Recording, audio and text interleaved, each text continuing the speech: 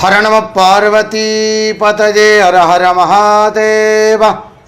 தென்னாடுடைய சிவனே போற்றி, ஜன்னாட்டவர்க்கு மறைவா போற்றி. ஸ்மிருதே சகல கல்யாண பாஜனம் யத்ர ஜாயதே புருஷத்தமஜோ நித்யம் ரஜாமி சரணம் ஹரிம். யஸ்ரீவோ நாம ரூபாப்யாம் யா தேவி சர்வமங்கலா தயோகோ சம்ஸ்மரணாத் பும்சாம் சர்வதோ ஜயமங்கலோ. லோகா சமஸ்தா சுகினோ பவந்து, சர்வே ஜனா சுகினோ பவந்து. அத்தனை பேருக்கும் சர்வமங்கலம் சூடட்டம். தீபாவளி எனும் திருநாள், அவற்றிற்கு முன்பாக வரக்கூடிய அற்புதமான ஒரு நாள் யமதீப்தான். யமதீபம் ஏற்றி நாம் வழிபட வேண்டிய ஒரு பொன்னான ஒரு நாள். தர்மராஜாவை நினைத்து பூஜிக்க வேண்டிய ஒரு நாள். நம்ம தேசங்களில் தீபாவளியை கொண்டாடக்கூடிய அளவுக்கு நம்ம பகுதியில் யமதீபத்தை ஏற்றுவது கிடையாது. ரொம்ப அவசியம். தீபாவளியை ஒட்டி இந்த யமதீபமானது அவசியம் ஏத்தனம். தர்மராஜாவுக்குன்னு ஒரு ஸ்லோகம் இருக்கு. யமாய தர்மராஜாய மிருத்யவே சாந்தகாய ச வைவஸ்வதாய காலாய சர்வபூதாய க்ஷயாய ச ஔதும்பராய தத்னாய நீலாய பரமேஷ்டினே விருகோதாய சித்ராய சித்ரகுப்தாய வை நமோ நமஹ அப்படின்னு தர்மராஜாவுக்கும் சித்ரகுப்தருக்கும் ஒரு ஸ்லோகம் இருக்கு. திரையோதசி திதியில் இந்த தீபத்தை ஏற்றணும். சாயந்தர நேரத்தில் நம்ம பார்த்து வாசலில் ஒரு தீபம் ஏற்ற வைக்கணும். 8 தீபங்கள் ஏற்றுறது உண்டு அஷ்டதிக்பாலகர்களுக்குன்னு. ஆனாலும் கூட தர்மராஜாவுக்குன்னு ஒரு தீபம் ஏற்றினாலே நமக்கு சம்பூர்ணமாயிடுறது. அது எதுக்காக ஏற்றுறோம், அதனுடைய விசேஷத்துவம் என்ன அப்படின்னா உத்தரம் விட மாட்டோம். இந்த பண்டிகைகளை கொண்டாடுறமே தவிர அதில் இருக்கக்கூடிய நுட்பங்களை நம்ம அறிஞ்சுண்டு அதன்படி பண்ணினோம் அப்படின்னா ரொம்ப நல்லா இருக்கும், ரொம்ப வசத்தியாக இருக்கும். என்ன காரணம் அப்படின்னா, நாம் பண்ணக்கூடிய ஒன்றொன்றுத்துக்கும் ஒரு தேவதை சாட்சியாக இருக்குது. அதில் நமக்கு ஜனித்த நமக்கு எத்தனாவது நாள் எத்தனாவது நிமிஷத்தில் நமக்கு இந்த ஜென்மம் சம்பூர்ணமாகுது அப்படிங்கிற ஒரு கணக்கு யாருக்கிட்ட இருக்குது அப்படின்னு கேட்டால், நம்ம பிரம்மதேவன் நமக்கு ஒரு பிரிண்ட் அவுட்டை கொடுத்து அதனுடைய ஒரு காப்பியை தர்மராஜாவுக்கு அனுப்பி வைக்கிறார். தர்மராஜா இன்றைக்கி காலையில் சூரியோதயம் ஆகக்கூடிய அந்த சந்தர்ப்பத்தில் தான் இன்றைக்கி அதை எடுப்பார். யார் யாருக்கு என்னென்ன இருக்குது, இங்கே வர வேண்டிய வேலை நம்ம போய் அடிச்சுட்டு வரலாம்னு. அப்படி அவர்கிட்ட இருக்கக்கூடிய மாஸ்டர் காப்பி இருக்குது பார்த்தீங்களா, அந்த மாஸ்டர் காப்பி அழிக்கிறதுக்கு ஏதாவது வழி இருக்குன்னா ஒரு தீபத்தை ஏற்றி வச்சா அது அழிஞ்சு போயிடுமா. நம்ம இந்த பூமியிலே சாஸ்வதமாக இருப்போமான்னா அங்கே போகிறதுக்கு வேலை இருக்காதான். நம்ம எங்கேருந்து வந்தோமோ அந்த இடத்த அடைவோமா.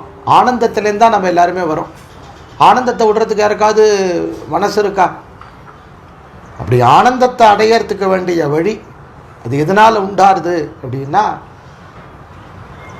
ஐப்பசி மாதத்தில் வரக்கூடிய தேய்பிரையில் வரக்கூடிய திரையோதசி திதியில், அதாவது ஐப்பசி மாதத்தினுடைய பிரதோஷத்தில் பிரதோஷம் முடிவடைஞ்ச பிற்பாடு அந்த சந்தர்ப்பத்தில், அதாவது 6 மணிக்கு மிகச்சரியாக திரையோதசி திதியில் 6 மணிக்கு நம்ம கிரகத்தினுடைய வாசலில் ஒரு தீபத்தை ஏற்றி வச்சோம் அப்படின்னா இந்த தீபம் எந்த இடத்துல தெரியும் அப்படின்னு கேட்டால், வைவஸ்வத பட்டணத்தில் இந்த தீபம் தெரியுமா.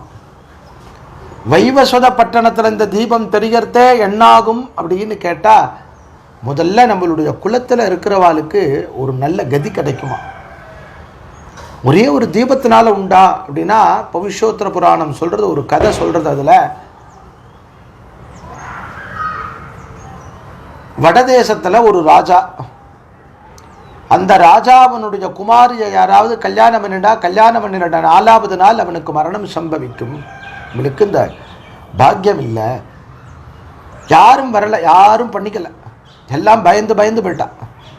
ஆனாலும் கூட ஒருத்தர் வந்து கல்யாணம் பண்ணிட்டாராம். பரவாயில்ல, உன்னுடைய ராணியை நான் கல்யாணம் பண்ணிக்கிறேன், இளவரசியன் கல்யாணம் பண்ணிட்டாராம். ஆனால் அவள் பாருங்கோ, பதிவிரதா தர்மத்தின்படி 3 நாள் வரைக்கும் தன்னோட கணவனை பூஜை பண்ணினா, 4வது நாள் ராத்திரி, இன்னைக்கு தானே என்னுடைய கணவனுக்கு ஜீவன் பிரிய போகிறதுங்கிறத, எந்த இடத்துல தன்னுடைய பதி இருந்தாரோ அந்த இடத்த சுற்றி தீபம் ஏற்றி வச்சாலாம். எதன் வழியா மரணம் சம்பவிக்கும் அப்படிங்கிறத அறிஞ்சு அந்த இடத்துல தங்கத்தை மலையா குமிச்சு வச்சிருந்தாலாம். தர்மராஜா 4வது நாள் அந்த ராத்திரி வந்து ஒரு பாம்பனுடைய வடிவம் எடுத்துட்டு வரார். எங்க பார்த்தாலும் ஜோதியா இருக்கு, எங்க பார்த்தாலும் விளக்கா இருக்கு. இந்த தீபத்தினுடைய ஜோதியில பாம்பனுடைய வடிவத்தை எடுத்துட்டு வந்ததுனால நேத்திரம் கண்ணு தெரியல, அப்படியே மயங்கி போய் கிடக்க. ராத்திரி முழுக்க பகவானோட ஜபத்தை பண்ணிட்டே இருக்கா. மறுநாள் காலையில் பொழுது விடுகிறது. தர்மராஜா பார்த்தாராம், இங்கே நமக்கு வேலை இல்லை போல இருக்கு அப்படின்னு சொல்லிட்டு திரும்பி போயிட்டாராம். ஒரு தீபம் ஏற்றி வச்சு தர்மராஜா திரும்பி போயிட்டார் அப்படின்னா புருஷோத்தர புராணம் சொல்கிறது. அப்போ நம்ம பார்த்து வாசலில் ஏற்றி வச்சோம் அப்படின்னா என்னன்னா, நம்ம ஆயுளை பற்றி கவலைப்பட வேண்டாம், வியாதியை பற்றி கவலைப்பட வேண்டாம், ரெண்டுத்தையுமே. ஏன்னா மிருத்யு அதிகாரி, ஏதாவது ஒன்று கொடுத்து தானே அழிச்சுன்னு போகணும், சும்மா அழிச்சுன்னு போக முடியாது பாருங்க. அதனால் மிருத்யு அதிகாரியாம் அவர். அப்பேற்பட்ட அந்த தர்மராஜாவை நினச்சி அதுக்காக ஒரு தீபம் ஏற்றுறது. அதோடு இல்லை, இது சிவாலயங்கள்லேயும் தீபம் ஏற்றுறது உண்டு. நம்ம ஆற்றுல ஏற்றுறதுக்கு நமக்கு சௌகரியப்படலை, முடியல அப்படின்னா ஒரு சிவாலயத்தில் போய் ஒரு தீபம் ஏற்றினால் போகும். தீபத்துக்கு தன மகத்துவம் உண்டுன்னா கோவில்களில் புஷ்பத்தோடு போங்கோ, அர்ச்சனை பண்ணுங்கோ, எதை வேணா பண்ணுங்கோ, ஆனால் ஒரு தீபம் போடுங்கோ, அதனுடைய மகத்துவம் ரொம்ப வசதி.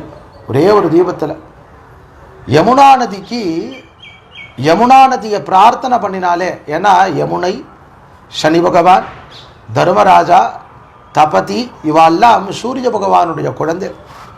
இவாளில் யாரை நீங்கள் நினச்சாலும் சரி, நீங்கள் இவாளை நினச்சேல்னாலே தர்மராஜா கிட்டக்க வரமாட்டானா. யமுனா நதியில் சீரெல்லாம் கொண்டு போவா.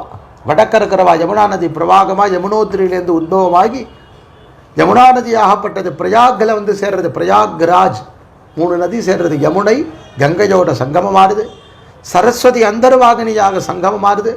அந்த யமுனாதேவி சங்கமித்த தினம் எது அப்படின்னு கேட்டாக்க இந்த யமதீப்தான்கிற தினத்தில் தானா என்னோட சகோதரன் எனக்கு நிறைய சீர்வரிசைகள் கொடுப்பான் அப்படின்னு.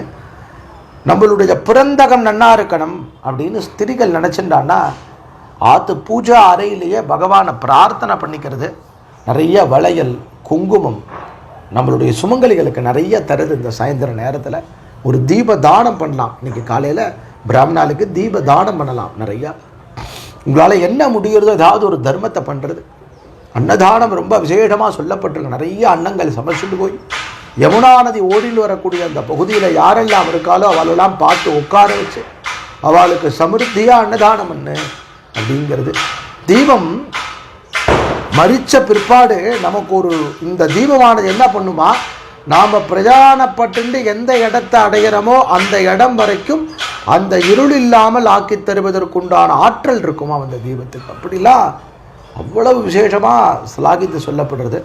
யமுனா நதி பக்கத்தில் நிறைய தீபம் ஏற்றி வச்சுப்பா. இதனுடைய அடிப்படையில் தான் தீபாவளி தினத்தில் நிறையா ஆவலியினால் வரிசை தீபங்களினுடைய வரிசையாக நாம் தீபாவளியை அனுஷ்டிக்கிறோம். அதில் ரொம்ப முக்கியமானது.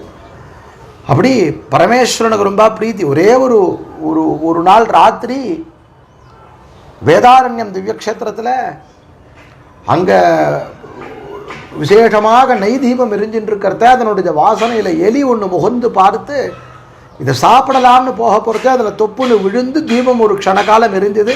அந்த எலிக்கு அடுத்த ஜென்மம் ராஜாவாக பிறக்கக்கூடிய அனுகிரகத்தை, மகாபலிஜா பிறக்கக்கூடிய அனுகிரகத்தை பகவான் பண்ணாராம். அப்போது ஒரு தீபத்தை போட்டால் அதில் யமதீபங்கிற திரையோதசி தினத்தில் தீபத்தை போட்டோம்னால் பேர்பட்ட விசேஷம்னா ரொம்ப உசத்தி. அதனால் நம்ம கிரகத்தில் யமதீபத்தை ஏற்றுவோம். இந்த வருஷம் அதிலேயும் 2 நாள் முன்னாடியே வருது. அதனால் வியாழக்கிழமை சாயந்தரம் ஏத்தனம், வெள்ளிக்கிழமை சாயந்தரம் ஏத்தனம், சனிக்கிழமை காலையிலையும் ஏத்தனம். ரொம்ப விசேஷம். இந்த மாதிரி ரொம்ப அபூர்வம். அந்த சதுர்தசி அது மாதிரி வந்துட்டு இருக்கிறதுனால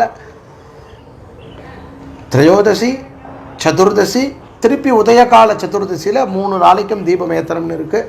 3 நாளும் ஏற்றுவோம். பகவானுடைய அனுகிரகம், தர்மராஜாவனுடைய அனுகிரகம் அத்தனை பேருக்கும் கிடைக்க போகிறது. தர்மராஜாவனுடைய அனுகிரகம் கிடைக்கிறதோடு மட்டுமல்ல, சிவபெருமானுடைய அனுகிரகம் கிடைக்க போகிறது. ரொம்ப கொண்டாடப்பட வேண்டும். யமுனா நதியை பிரார்த்தனை பண்ணினால் போரும், பிரயாக்ராஜ நினச்சென்றால் போரும். திரிவேணி சங்கமத்தை அதுக்கப்புறம் தான் கங்கா ஸ்நானமே பண்ணணும். இந்த தீபம் ஏற்றின பிற்பாடு தான் கங்கா ஸ்நானமே இருக்குது. அப்படி மேற்கொண்டு இந்த தீபத்தை ஏற்றுவோம். எல்லாருக்கும் சௌபாகியம் உண்டாக்கி தரட்டும். அதோடு மட்டுமல்ல, நம்மளுடைய பித்ருக்களுக்கெல்லாம் அவள் இருட்டில் இருந்தான்னா அந்த இடத்துல ஒரு லைட் போட்டால் எப்படி இருக்குமா, அப்பேற்பட்ட ஜோதி கிடைக்குமா. ஒரு ஜோதி ஏற்றுறதுல ஒன்றும் சிரமம் கிடையாது. ஆனந்தமாக ஏற்றுவோம், அருள் பெறுவோம். ஓம் நம சிவாய.